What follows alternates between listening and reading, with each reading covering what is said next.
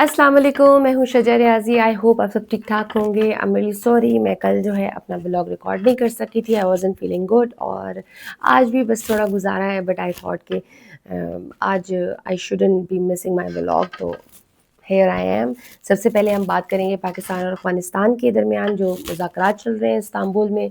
आपको पता है कि बहुत कुछ अरसे से हमारे वहाँ पे भी झड़पें जारी थी। हमने टारगेटेड स्ट्राइक्स की थी और उसके बाद ये फिर मुज़ाकरात हुए इस्तांबुल में, जिसमें तुर्किया और कतर जो है वो सालसी का किरदार अदा कर रहे हैं। और अभी ये मुज़ाकरात सुनने में यही आ रहा है कि एंड उम्मीद भी है कि मे बी ये कुछ इसमें से कोई आउटकम निकल आएगा। तो पाकिस्तान अफ़गानिस्तान के दरमियान जो गुज़िश्ता रोज़ शुरू होने वाले मुज़ाकरात हैं वो अभी भी जारी हैं। अब अफ़गान हुकाम के मुताबिक तो वो उनके भी जो कल जो मुज़ाकरात हुए थे वो बड़े अच्छे माहौल में हुए थे, बहुत पॉजिटिव थे। दूसरा, मुज़ाकरात में पाकिस्तानी फ़रीक ने तालिबान हुकूमती वफ़द को एक मनसूबा भी तजवीज़ किया है और इस हवाले से तफ़सीली बातचीत भी की है, लेकिन अभी इस मनसूबे की डिटेल्स नहीं पता कि क्या मुतालबात किए हैं और क्या क्या सजेशंस उन्होंने दिए हैं जनाब। और मुज़ाकरात का ये जो तीसरा दौर है, ये आपको मैं पहले ही बता चुकी हूँ कि तुर्की और कतर की सालसी में ये हो रहा है इस्तांबुल में। और ज़राए के मुताबिक ये मुज़ाकरात इब्तदाई तौर पर तो ये सिर्फ 2 रोज़ के लिए थे, लेकिन फिर यही अब कहा जा रहा है कि अगर ज़रूरत पड़ी तो हम मज़ीद इसको एक्सपैंड कर देंगे, मज़ीद हम थोड़ा अगर हमें ज़रूरत पड़ी तो हम मज़ीद दिन इन मुज़ाकरात करेंगे और इस पे बात करेंगे। ताहम मुतल्लिका हुकाम कहते हैं कि अगर ज़रूरत पड़ी तो इनमें मज़ीद दिनों की तौसीक़ की जा सकती है। अब वो जो ये मुज़ाकरात कर रहे हैं उसमें ये कौन सा वफ़द शामिल है जनाब के मुज़ाकरात के लिए इस्तांबुल में मौजूद अफ़गान वफ़द में जो तालिबान हुकूमत के इंटेलिजेंस चीफ़ अब्दुल हक वासिक हैं, नायब वज़ीर दाखिला रहमतुल्लाह नजीब हैं, दोहा में तालिबान हुकूमत के सफ़ीर हैं सुहेल शाहीन, अंसकानी वज़ारत ख़ारिजा के दूसरे शोबे के सरबराह हैं अब्दुल कहार और फिर ज़हीर बल्खी और मज़ीद एक सरकारी एहलकार उसमें शामिल है। पाकिस्तान की जानिब से जनाब इस टाइम सिक्योरिटी हुकाम मुज़ाकरात में हिस्सा ले रहे हैं। हमने देखा कि बड़े सख्त बयानात भी आए थे रिसेंटली अफ़गानिस्तान की जानिब से, कि अफ़गानिस्तान ने यहाँ तक कह दिया हुआ था कि जनाब अगर तनाज़ा जारी रहा तो पाकिस्तान पाकिस्तान नहीं रहेगा। इस तरह के बयानात आए और उसके जवाब में फिर ऑब्वियसली पाकिस्तान ने भी रिस्पॉन्ड किया और पाकिस्तान ने भी काफ़ी सख्त बयान दिए। हमारे वज़ीर दिफ़ा ने तो यहाँ तक कहा था कि अगर ये मुज़ाकरात कामयाब ना हुए तो फिर वाहिद ऑप्शन जो है वो जंग है। और अफ़गानिस्तान को भी इस चीज़ की रियलाइजेशन होनी चाहिए कि हम उनसे फ़िज़ाई तौर पर, ज़मीनी तौर पर उनसे ज़्यादा स्ट्रॉन्ग हैं।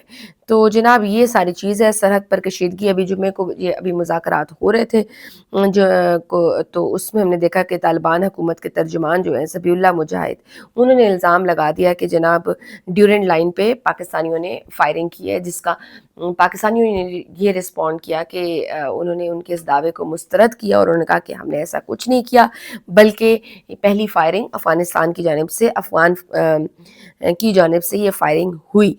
और ये सारी चीज़ें हैं। उन्होंने मज़ीद ट्विटर पे लिखा है कि हम अफ़गान फ़रीक के इन दावों को सख्ती से मुस्तरद करते हैं जो चमन में पाकिस्तान अफ़गानिस्तान सरहद पर आज के वाक़े के हवाले से शाया किए गए हैं।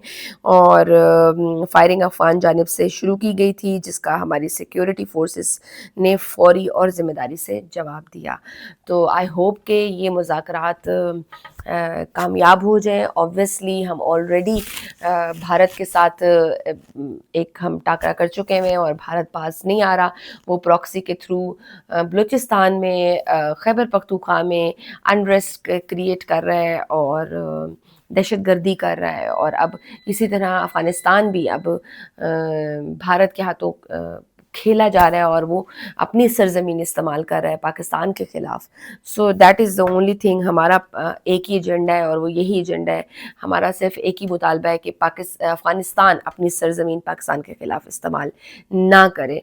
लेकिन चूँकि वहाँ से उनको डॉलर्स आ रहे हैं, इंडिया ने उनको $1 अरब की ऑफ़र की है, सफ़ारत खाने खोलने की कोई भी बात की है कि वहाँ पे सफ़ारत खाने खोले जाएंगे। दूसरा, उन्होंने कहा कि जनाब हम डैम बना के देंगे, तो वहाँ से बहुत कुछ ऑफ़र किया जा रहा है। ऑब्वियसली डायरेक्ट तो अब भारत भी थोड़ा सा रिलक्टेंट है कि उसका वो नतीजा तो वो देख भुगत चुका है मई में, जो उसने एक मिस एडवेंचर करने की कोशिश की थी। लेकिन अभी भी बिहार के इलेक्शंस करीब है, मोदी सरकार के सर पे जो है वो जंग का जुनून अभी भी जारी है।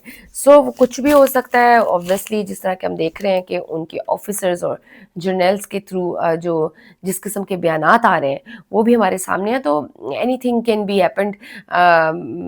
भारत कुछ भी कर सकता है, कोई भी बेवकूफ़ी कर सकता है, वहाँ से तो कर ही सकता है, लेकिन साथ अफगानिस्तान को जिस तरह से वो यूज़ कर रहा है पाकिस्तान के ख़िलाफ़, तो आई होप कि ये मुज़ाकरात कामयाब हो जाए, ताकि ऑब्वियसली हमारे मुल्क को इसके अलावा बहुत ज़्यादा चैलेंजेस हैं, हमारे इंटरनल चैलेंजेस बहुत ज़्यादा हैं।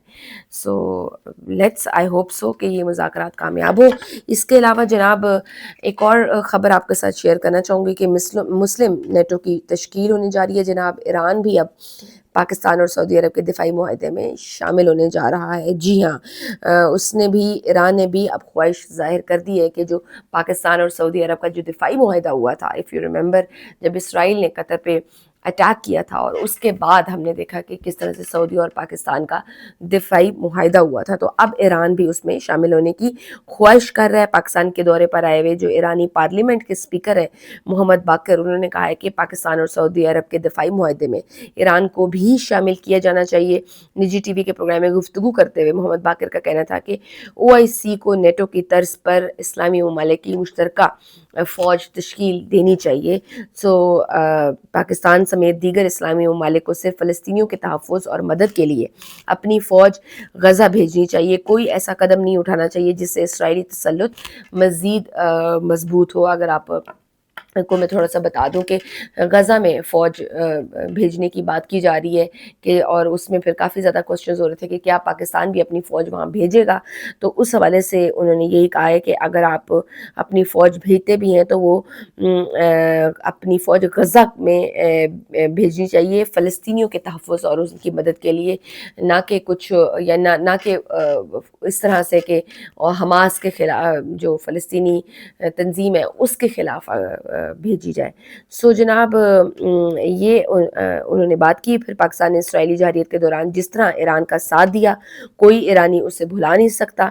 पाकिस्तान उम्मत मुस्लिमा के लिए एक बेहतरीन असासे की मानद है। पाकिस्तान और ईरान मुश्तरका चैलेंज का सामना कर रहे हैं जिसका मिलकर मुकाबला किया जा सकता है। तो ये उन्होंने एक बात की। ऑब्वियसली बहुत अच्छे हमारे टर्म्स हो गए हैं। कुछ अर्सा पहले तक अगर आपको याद हो कि इस साल शुरू में एक झड़प हमारी ईरान से भी छोटी मोटी हो गई थी, लेकिन थिंग्स गॉट सॉर्टेड और हमारे अब बहुत अच्छे ताल्लुकात हैं। अभी जब इसराइल ने ईरान पे जब हमला किया था और जिस तरह से हमने ईरान को सपोर्ट किया था, वो ईरान को भी अंदाज़ा हो गया है और उसको ये भी अंदाज़ा हो गया कि किस तरह से इसराइल और भारत, इसराइल जो है वो मोसाद के थ्रू भारतीय एजेंट्स और ये अफ़गान, उन्होंने बहुत सारे एजेंट्स जो उनकी सिक्योरिटी ब्रीच हुई थी जिसमें बहुत सारे उनके साइंटिस्ट उसमें शहीद हो गए थे, तो हलाक हो गए थे। तो उस पे उन्हें जब उन्होंने कार्रवाई की तो उनको रियलाइज़ हुआ कि that was a biggest security breach, और उसमें जो काफ़ी सारे स्पाइस थे वो भारतीय थे और अफ़गानी थे। उनको उन्होंने सज़ाए मौत भी सुनाई, और फिर उनको ये क्लियर हुआ कि जो हमें बज़ाहिर तो हम भारत के तब बड़े करीब थे तो उन्हें लगता था, लेकिन उस वाक़ये के बाद उन्हें रियलाइज़ हुआ कि भारत तो एक आस्तीन का सांप है जो किसी भी वक्त डस सकता है। और वैसे भी भारत क्लियर है, वो जो हिंदुत्व सोच है, जो एक्सट्रीमिस्ट सोच है, वो हमारे सामने ही है, तो वो कभी भी मुस्लिम्स का तो खैर ख्वाह बिल्कुल भी नहीं हो सकते। जनाब भारत और अमेरिका के लिए एक ख़तरे की घंटी इस तरह से है, अभी पिछले दिनों में हमने डिस्कस किया भी था कि भारत और अमेरिका में एक दिफाई मुआहदा हुआ है। इनफैक्ट वही रिवाइज़ हुआ था, एक मुआहदा पहले से हुआ था, उस हवाले से मज़ीद वो रिवाइज़ हुआ था। तो अब चीन ने बाज़ाब्ता तौर पर अपना पहला कैटापुलेट से लेस त्यारा बरदार जहाज़ फौजियान CV-18 सर्विस में शामिल कर लिया है। ये जहाज़ जो है जनाब वो इलेक्ट्रोमैग्नेटिक एयरक्राफ्ट लॉन्च सिस्टम से मुज़य्यन है, जिसको MALS कहते हैं, जो चीन के पुराने اسکی جمپ لانچ ڈیزائنر سے ایک بڑا قدم آگے ہے.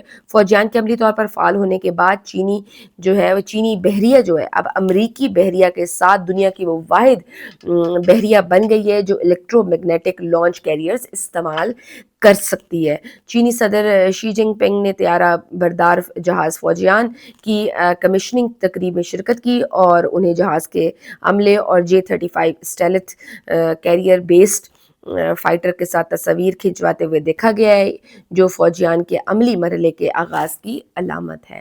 تو یہ ایک اس میں تو کوئی ڈاؤٹ نہیں ہے کہ چین ٹیکنالوجی میں بہت آگے ہے, تو یہ ایک بہت بڑی ان کی اپنی ٹیکنالوجی میں اور ان کی اس میں ایک بہت بڑا بریک تھرو ہے. جناب آگے بات کریں گے تو بھارت نے اب روس سے بڑے پیمانے پر تیل خریدنا بند کر دیا ہے.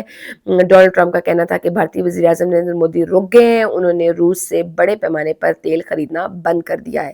امریکی صدر نے 56 انچ کی چھاتی والے بھارتی وزیر اعظم کا بھانڈا پھوڑ دیا, جو obviously ہم نے دیکھا کہ ڈونلڈ ٹرمپ صاحب اس بات پہ ناراض بھی تھے مودی سے کہ آپ کیوں روس سے تیل خرید رہے ہیں, اور ان پہ پھر ٹیرف بھی لگایا گیا تھا اور بھی بہت سی پابندیاں لگائی گئی تھیں. لیکن پھر ایونچولی مودی صاحب ایک سٹیپ پیچھے ہٹے اور انہوں نے کہا کہ میں آہستہ آہستہ تیل خریدنا کم کر دوں گا.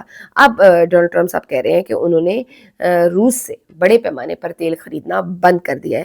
وائٹ ہاؤس میں گفتگو کے دوران صدر ٹرمپ نے کہا ہے کہ بھارت کے ساتھ اچھی بات چیت ہو رہی ہے, مودی میرے دوست ہیں, وہ چاہتے ہیں کہ میں بھارت آؤں, آئندہ سال بھارت کا دورہ میں کر سکتا ہوں. اس سے قبل بھی امریکی صدر نے بھارت کی جانب سے روسی تیل نہ خریدنے کی یقین دہانی کے بارے میں بڑا انکشاف کیا تھا, جس کی بھارتی وزارت خارجہ نے مبہم انداز میں تردید کر دی تھی, مگر مودی نے ٹرمپ کے بارے میں ایک لفظ بھی نہیں بولا تھا. یعنی کہ وہ یہاں جو مودی کی گورنمنٹ ہے وہ ٹرمپ صاحب کے اس بیان کو مکمل طور پر انڈورس نہیں کر رہی تھی, بس انہوں نے ایک لائٹلی سا اس کی تردید کی تھی, لیکن مودی صاحب خود کچھ بھی نہیں بولے ٹرمپ کے خلاف. پہلے بھی ہم نے دیکھا کہ کس طرح سے جب ٹرمپ صاحب نے کوئی میرے خیال سے 50th ٹائم یہ کہہ چکے ہیں کہ میں نے جنگ رکوائی ہے پاکستان اور انڈیا کی, اور ان کے جرنیلز اس چیز کو نہیں بائی کرتے, وہ کہتے ہیں کہ نہیں ٹرمپ نے ایسا کوئی رول پلے نہیں کیا بلکہ ہم نے خود روکی ہے یہ جنگ, جس پہ مودی حکومت کو بڑا کرٹیسائز بھی کیا ان کی اپنی اپوزیشن نے بھی. لیکن ٹرمپ صاحب جو ہے نا وہ بارہا کہہ چکے ہیں, لیکن وہ کھل کے انکار بھی نہیں کرتے اور کھل کے جو ہے نا وہ حامی بھی نہیں بھرتے, جس کی وجہ سے بڑی امبارسمنٹ تھی مودی صاحب کے لیے بھی. بار بار ٹرمپ صاحب کا یہ کہنا تو مودی صاحب کے لیے بھی بڑی امبارسمنٹ تھی کہ جو چیز وہ ماننے کو تیار نہیں تھے, اپنی شکست تو وہ تسلیم کرنے کو تیار ہی نہیں تھے. تو اس پہ جو ہے اب ڈونلڈ ٹرمپ نے مزید اب یہ بھی کہہ دیا ہے کہ روس سے بھی بڑے پیمانے پر تیل خریدنا بند کر دیا گیا ہے. جناب اب ایک اور خبر ساتھ ساتھ ایڈ آن کرتی جاؤں گی, ساری آج انٹرنیشنل سٹوریز ہی ہیں. قازقستان نے ابراہیمی جو معاہدہ ہے, جو ابراہم اکارڈ ہے, اس میں شمولیت اختیار کر لی ہے. یہ بھی امریکی صدر کا اعلان آیا ہے. ڈونلڈ ٹرمپ نے وائٹ ہاؤس میں سینٹرل ایشین ممالک کے رہنماؤں سے ملاقات کی, جس میں قازقستان کے صدر بھی موجود تھے.